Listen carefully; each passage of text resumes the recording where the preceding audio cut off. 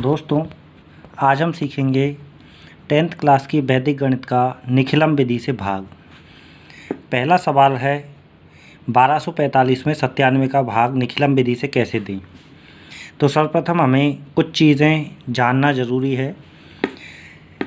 जिस संख्या का हम भाग दे रहे हैं उसे कहते हैं भाजक, और जिस संख्या में भाग दे रहे हैं उसे कहते हैं भाज्य। अब निखिलम विधि से भाग करने के लिए सबसे पहले हमें आधार लेना होता है। आधार वही लिया जाता है जो संख्या के पास हो। संख्या के पास वाला आधार लिया जाता है। जैसे इसमें भाजक है 97, तो 97 के पास का आधार कौन सा ले सकते हैं? 100। अब पूरक संख्या निकालने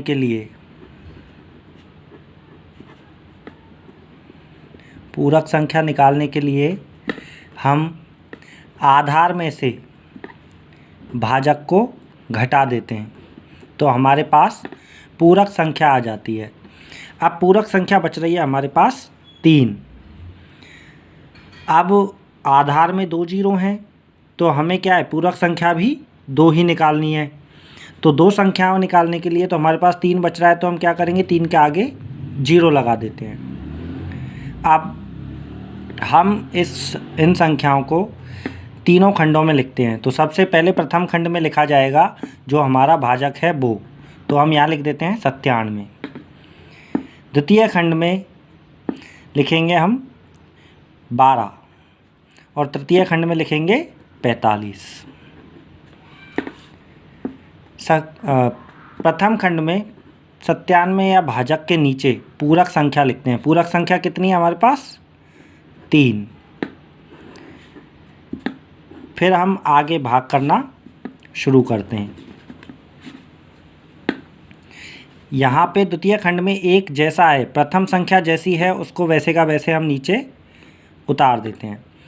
अब इस 1 को हम पूरक संख्या की पहली संख्या से गुणा करते हैं, तो कितना आएगा? 1 को 0 से गुणा करने पे 1 0।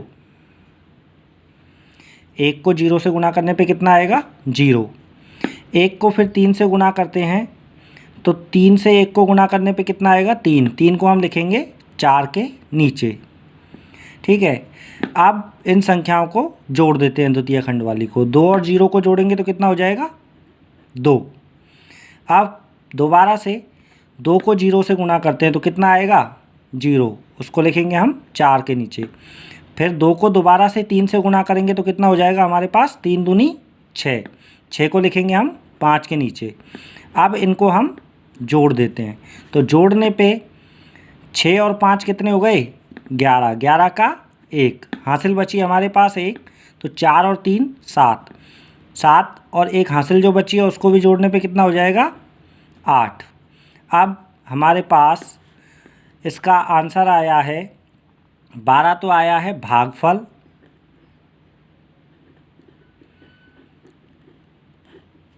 और 81 आया है हमारे पास शेषफल।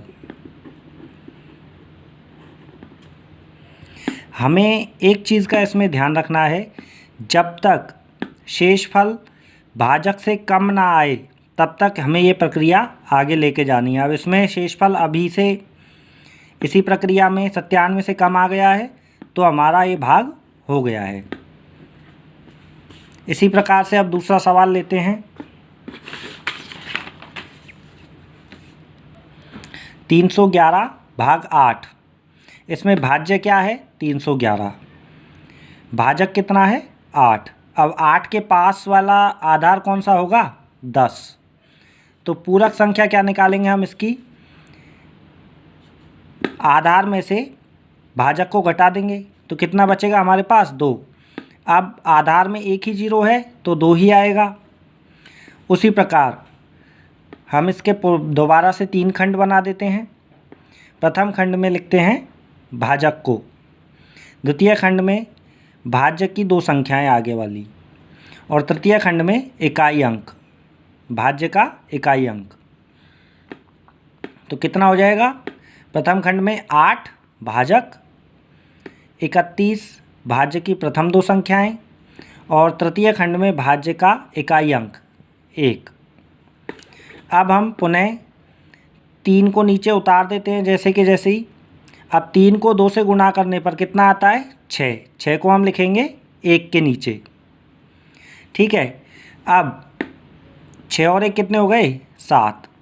तो 7 को फिर 2 से गुणा करने पे कितना आएगा? 7 दूनी 14। तो 14 को लिखेंगे हम तृतीय खंड की संख्या के नीचे। अब 14 और 1 को जोड़ने पे हो गया 15। तो अब ये संख्या ज़्यादा आ रही है आपके भाजक से।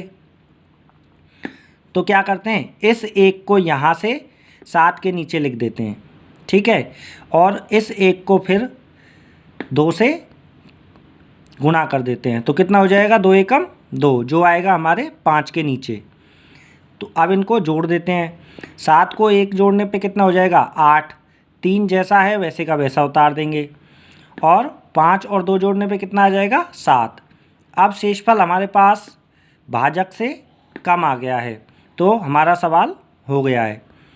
तो हमारे पास भागफल क्या आया? 38, और शेषफल बचा हमारे पास 7। तो इसका उत्तर आया है भागफल बराबर 38 और शेषफल हमारे पास बचा है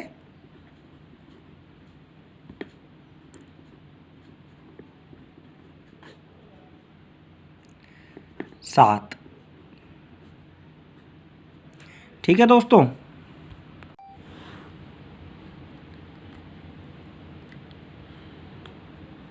अब हम करते हैं वैदिक विधि से तीसरा सवाल, निखिलम विधि से तीसरा प्रश्न भागफल का। 1013 में 88 का भाग देना है। तो प्रश्न नंबर 1 की तरह ही भाज्य है इसमें 1013, भाजक है 88। तो 88 के पास वाला आधार क्या होगा? 100। पूरक संख्या हम निकालेंगे तो आधार में से भाजक को घटा देंगे।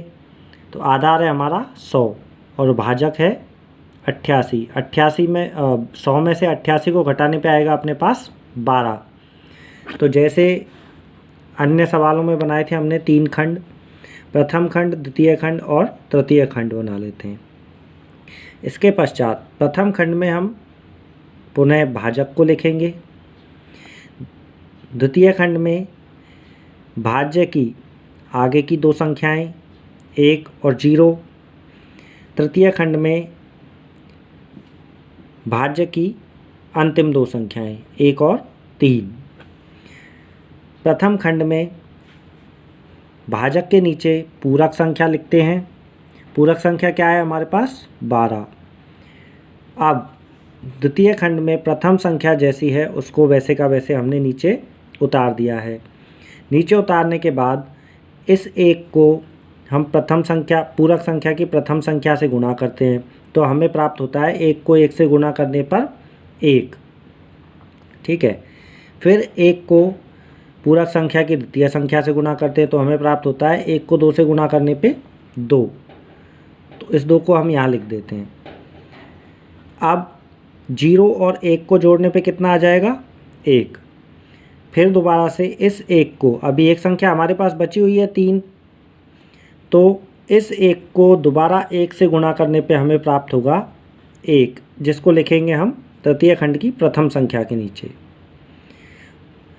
अब इस 1 को दोबारा 2 से गुणा करते हैं तो 2 से गुणा करने पर कितना आएगा? 2। अब इसको तृतीय खंड को भी हम जोड़ देते हैं। 3 को 2 से जोड़ने पे कितना आ जाएगा?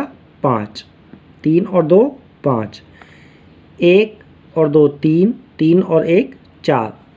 तो हमारे पास शेषफल कितना आ गया? 45 और भागफल आ गया 11। तो हम लिख सकते हैं आराम से कि भागफल हमें प्राप्त हुआ है 11 और शेषफल प्राप्त हुआ है 45। तो दोस्तों हमारे तीनों सवाल निखिलम विधि से भाग के प्रथम प्रश्नमाला के समाप्त हो चुके हैं। अब हम अगले पार्ट में आपको बताएंगे वैदिक विधि से वर्ग करना।